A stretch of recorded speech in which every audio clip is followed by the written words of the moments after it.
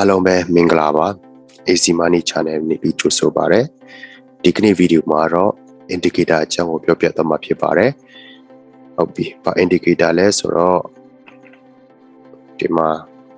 stochastic indicator အကြောင်းပြောပြသွားမယ်ဒီဗီဒီယိုထဲမှာပါဝင်မဲ့အရာတွေကတော့ stochastic indicator ဆိုတာဘာလဲဆိုတာကိုအသေးစိတ်ရှင်းပြသွားမယ်ပြီးပြီဆိုရင်ဘယ်လိုအသုံးပြုရမလဲပြောပြသွားမယ်ဘယ်အချိန်တွေမှာ stochastic indicator ကိုသုံးပြီးတော့မှအရောင်းဝယ်လုပ်ရလဲစားတဲ့အရာတွေပြောပြသွားပြီးတော့မှနောက်ဆုံးမှာတော့ setting ကိုဘယ်လိုချိန်ရလဲဆိုတာကိုရှင်းပြသွားမယ်တော့ကျွန်တော်အကြိုက်ဆုံး setting ကိုလည်းအဆုံးမှာပြောပြသွားမှာဖြစ်ပါတယ်ဒါကြောင့်မိတ်ဆွေအနေနဲ့စိတ်ဝင်စားရဆိုရင်အဆုံးထိကြည့်ဖို့အားပေးချင်ပါတယ်ပြီးတော့မှမိတ်ဆွေရဲ့ live နဲ့ subscribe share လုပ်ပေးချင်ဟာကျွန်တော်တို့အင်မတန်မှတန်ဖိုးရှိတယ်ဆိုတော့လည်းအသိပေးချင်ပါတယ်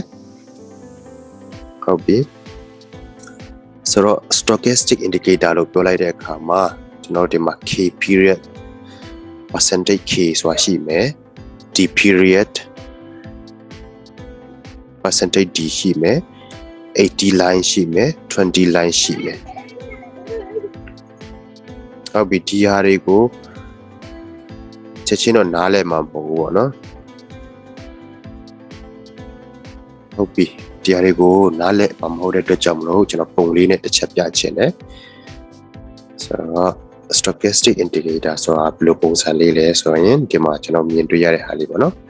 ဒါကိုကျွန်တော်တို့ stochastic indicator လို့ခေါ်လို့ရတယ်ဒါကိုလည်းနည်းနည်းလေးအသေးစိတ်လေးတစ်ခုချင်းစီကျွန်တော်ပြောပြသွားမယ်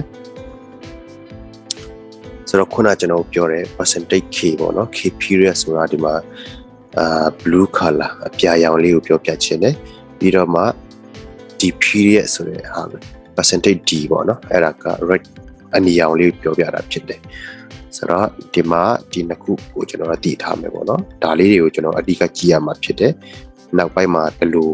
ကြည့်ရမလဲဘယ်ချိန်တွေမှာအရောင်းဝယ်လုပ်ရလဲဆိုတာကိုရှင်းပြသွားမယ်ပြီးဆက်ပြီးကြည့်ရအောင်ဆိုတော့ how stochastic oscillator use for ပေါ့နော်ဘယ်လိုချိန်မှာအသုံးပြုရမလဲဆိုရင်ကျွန်တော်ဒီမှာ overbought ဒီမှာ oversold ရှိတယ် sorry ကျွန်တော်ဒီမှာဆိုရင် K period ပေါ့နော် K period တွေရှိတယ်ပြီးတော့မှ D period percentage D ရှိတယ်ပြီးတော့ how ဒီဘက်မှာကြည့်မယ်ဆိုရင်ဒါကိုကျွန်တော်80 line လို့ပြောလို့ရတယ်ပေါ့နော်ဆိုတော့ဒီ line ကလည်းအရေးကြီးတယ်ပြီးတော့မှဒီမှာ20ဒီ line လေးကလည်းအရေးကြီးတယ်ဆိုတော့ဒီမှာဒီ line လေးနှစ်ခုကိုကျွန်တော်တို့အဓိကထားပြီးတော့မှကြည့်ပြီးတော့မှလုပ်ရမယ်ဆိုတော့ဘယ်လိုပုံစံသွားမလဲဆိုတော့ဟုတ်ပြီ overbought ပေါ့နော် overbought ရောက်တိုင်းမှာကျွန်တော်တို့ကဒီအရောင်းဝယ်လုပ်တဲ့ဟာကိုကျွန်တော်ရှင်းပြသွားမယ်ဆိုတော့ overbought ဆိုတာကတော့ဝယ်တဲ့သူအများများသွားရပေါ့နော်ဝယ်လိုအားအများများသွားတဲ့အချိန်မှာပြန်ပြီးတော့မှသူရောင်းလိုအားဘက်ကိုပြန်ရောက်သွားတယ်ဆိုတဲ့သဘော oversold ဆိုတာလည်းအဲ့လိုပဲသူက oversold ဆိုတဲ့အခါမှာရောင်းတဲ့သူတွေအများများပြီးပင်ပန်းနေတဲ့ချိန်မှာပြန်ပြီးတော့ oversold level ရောက်သွားပြီဆိုရင်ကျွန်တော်ပြန်ဝယ်ရမယ်ဆိုတဲ့အနေအထားကိုပြောပြချင်တာဖြစ်တယ်ဟုတ်ပြီဒီတစ်ခုကိုကျွန်တော်ပုံလေးနဲ့ခဏနေကျွန်တော်ရှင်းပြသွားမယ်ပြီးတော့မှ crossing ဆိုတာရှိမယ်ပေါ့နော်ပြီးရင် divergence ဆိုတာရှိမယ်ဆိုတော့ဒါတွေကိုကျွန်တော်ခဏနေချိန်တပုံချင်းစီနဲ့ရှင်းပြသွားမယ်ဆိုတော့ဒီမှာ overbought နဲ့ oversold ရှိမယ်ပြီးတော့ crossing ရှိမယ် divergence ရှိမယ်crossing ဆိုတာတစ်ခုနဲ့တစ်ခုထိတာကိုပြောပြတာဖြစ်တယ်ဆိုတော့ divergence ဆိုတာကကြတော့ကျွန်တော်တို့စန့်ကျင်ဘက်နှစ်ခုဖြစ်နေတဲ့ချိန်မှာအရောင်းဝယ်လုပ်ဖို့ဆိုတဲ့ဟာကိုကျွန်တော်ပြောပြသွားတာဖြစ်ပါတယ်ဟုတ်ပြီဒီမှာ overbought နဲ့ oversold ဆိုတော့ဟုတ်ပြီနော်ဒီမှာ overbought ကိုကျွန်တော်တွေ့ရမယ် overbought လို့ပြောတဲ့အခါမှာသူကဝယ်ကြတယ်ပေါ့နော်ဥပမာဒီမှာဆိုရင်သူ market ကတက်သွားတယ်ပေါ့နော်ဆိုတော့ဒီမှာသူတို့အဝယ်တွေများလာပြီးတော့မှကျွန်တော်တို့အပေါ်ရောက်လာတယ်အပေါ်ရောက်လာပြီးဒီ80မြင်းချောင်း80ကိုကျော်သွားပြီဆိုရင်ဒါကကျွန်တော်တို့က overbought level ကိုရောက်တယ်လို့ပြောလို့ရတယ်ဆိုတော့ဝယ်တဲ့သူတွေပင်ပန်းသွားတဲ့နေရာကိုခေါ်တယ်ပေါ့နော်ဒီနေရာကျော်သွားပြီဆိုဝယ်တဲ့သူတွေပင်ပန်းသွားပြီဆိုတော့ ရောင်းတဲ့သူတွေကပြန်ပြီးတော့မှနိုင်လာမယ်ပေါ့နော်ဒီမှာပြန်ပြီးရောင်းကြမယ်ရောင်းတယ်အောက်ပြန်ရောက်သွားတယ်ဆိုတော့ဒီ20အောက်ရောက်သွားပြီဆိုရင်အဲ့ဒီ20အောက်ကိုကြတော့ကျွန်တော်တို့က oversold ဆိုတော့ရောင်းသမားတွေပြင်ပန်းလာပြီလို့ကျွန်တော်ပြောလို့ရတယ်ပေါ့နော်ဟုတ်ပြီဒီနှစ်ခုကိုဒီကကျွန်တော်အရင်သွားမယ်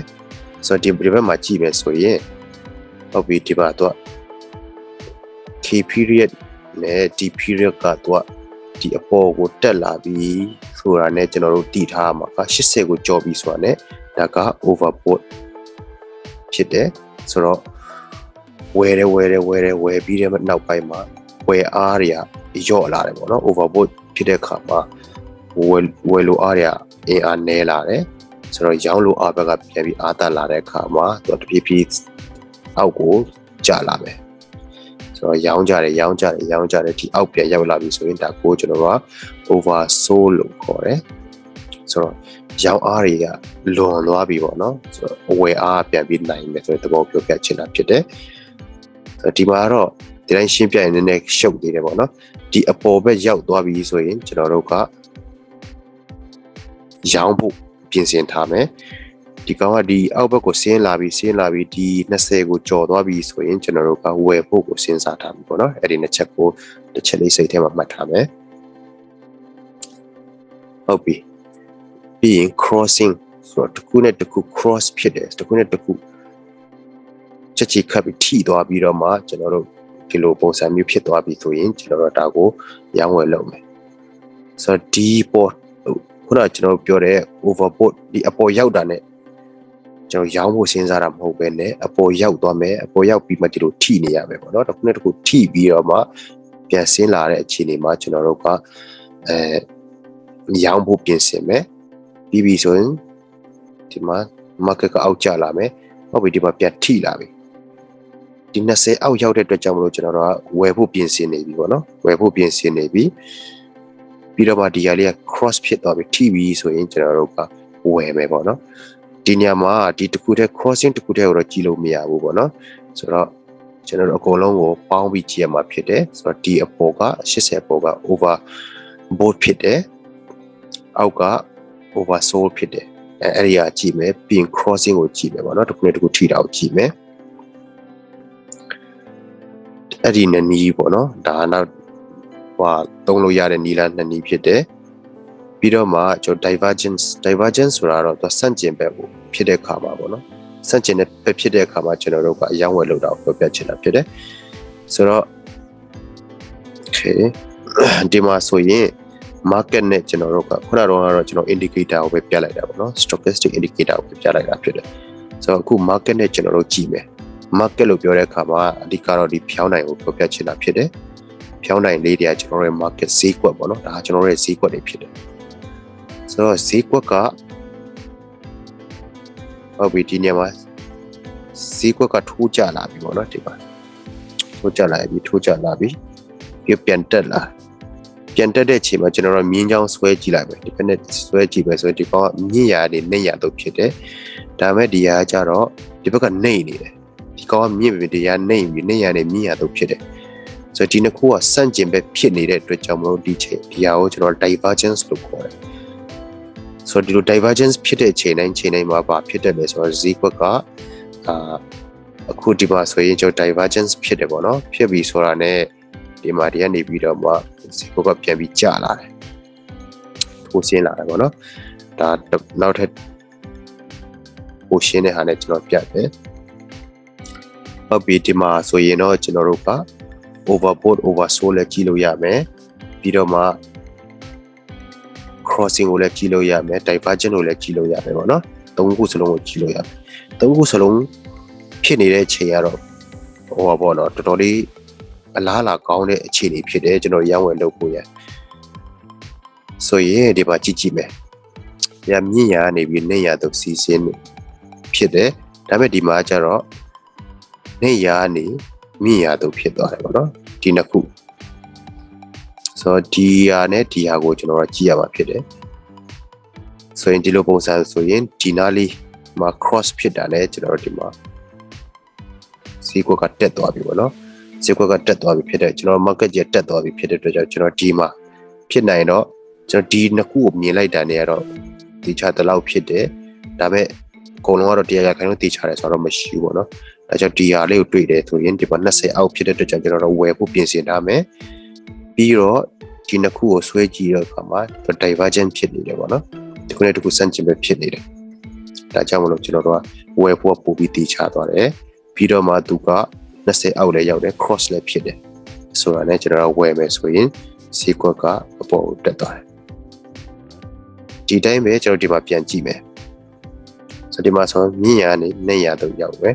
ဒါပေမဲ့ဒီဟာကျတော့နေရနေမြင့်ရတော့ဒါကတော့ကျွန်တော်တို့ကြည့်ပါများလာပြီဆိုဒီပုံဆွဲစရာမလိုဒီ line လေးတွေဆွဲပြီးကြည့်စရာမလိုပဲねကျွန်တော်တည်တဲ့အရာတွေဖြစ်တယ်ဆိုတော့ဒီမှာဒီလိုဖြစ်လာပြီဟေးဆိုရင်ကျွန်တော်တို့ကဒီ level ရောက်ပြီဆိုရင်ကျွန်တော်တို့ဘယ်ချိန်မှာရောင်းရမှာဘယ်ချိန်မှာဝယ်ရမှာလဲမသိတဲ့အတွက်ကြောင့်မလို့ဒီ indicator ကိုကြည့်မယ်ပေါ့နော် stochastic indicator ကိုကြည့်တဲ့အခါမှာ80ကိုကျော်သွားပြီ80 line ကိုကျော်သွားပြီဆိုတာနဲ့ဒါကကျွန်တော်တို့တည်ထားမှာက overbought ဆိုတော့ overbought level ရောက်နေပြီပေါ့နော်ဟုတ်ပြီဒီမှာ overbought level ရောက်နေပြီဆိုရင်ကျွန်တော်တို့ကရောင်းဖို့ပြင်ဆင်ရမယ်ရောင်းမယ်ပြီးရင်ဒီမှာ cross ဖြစ်နေတယ်ပြီးရင်လည်းဒီမှာ divergence ဖြစ်နေတယ်တစ်ခုနဲ့တစ်ခုကလာရမတူဘူးပေါ့နော်ဖြစ်တယ်ဆိုရင်ကျွန်တော်ဒီ level မှာ cross ဖြစ်တာနဲ့ကျွန်တော်ရောင်းမယ်ပေါ့နော်ရောင်းမယ်ဆိုရင်ကျွန်တော်တို့ market ရဲ့အနေအထားကိုကြည့်မယ်ဆိုရင်ဒီမှာ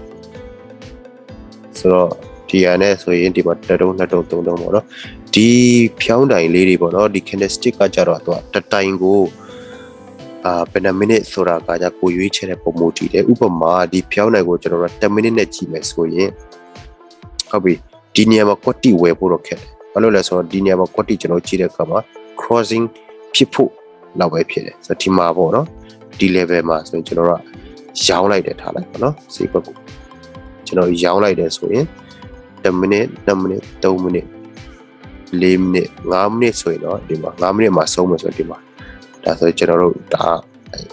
ရှောင်းတဲ့ခါမှာရှုံးတယ်ပေါ့နော်ဒါပေမဲ့3မိနစ်လောက်ပဲလောက်ထားတယ်ဆိုရင်တော့10မိနစ်2မိနစ်3မိနစ်စတေးချတယ်ဒီမှာကျွန်တော်ပြန်ပြီးတော့မှစိတ်ကပြန်ပြီးတော့ကိုပဲပါတယ်ပေါ့နော်ဆိုတော့ကိုခမန်းတဲ့ဟာမှန်တယ်လို့ပြောလို့ရတယ်ဆိုတော့ stochastic indicator ကကောင်းလားဆိုတော့ကျွန်တော်တို့ဟိုပေါ့နော် accurate ဖြစ်လားတကယ်မှန်ကန်လားဆိုရင်ဟာပြောမယ်ဆိုရင်တော့အကုန်လုံးမှာတော့သူက lacking ရှိတယ်ပေါ့နော်နည်းနည်းလိုအပ်ချက်လေးတွေရှိတယ်ဒါကြောင့်မလို့ကျွန်တော်တို့ဒီ indicator တစ်ခုတည်းတော့မြည်ဝဲလို့မရဘူး trend line လေးတွေလည်းတစ်ချက်ကြည့်ရမယ်ပေါ့နော် market ရဲ့ trend line market ကအပေါ်တက်နေတယ်လားဒါမှမဟုတ်ပဲねအောက်ကိုထိုးကျနေသလားပေါ့နော် down trend ဖြစ်နေသလား up trend ပေါ့နော်ဖြစ်နေသလားဒါမှမဟုတ်ဘူးဆို sideway ပေါ့နော်ဒီလိုကျွန်တော်ဒီလိုလေးပေါ့နော်ဘေးကိုပဲတန်တိုင်းသွားနေသလားပေါ့နော်ဒါကိုကျွန်တော်တို့ကြည့်ပြီးတော့မှ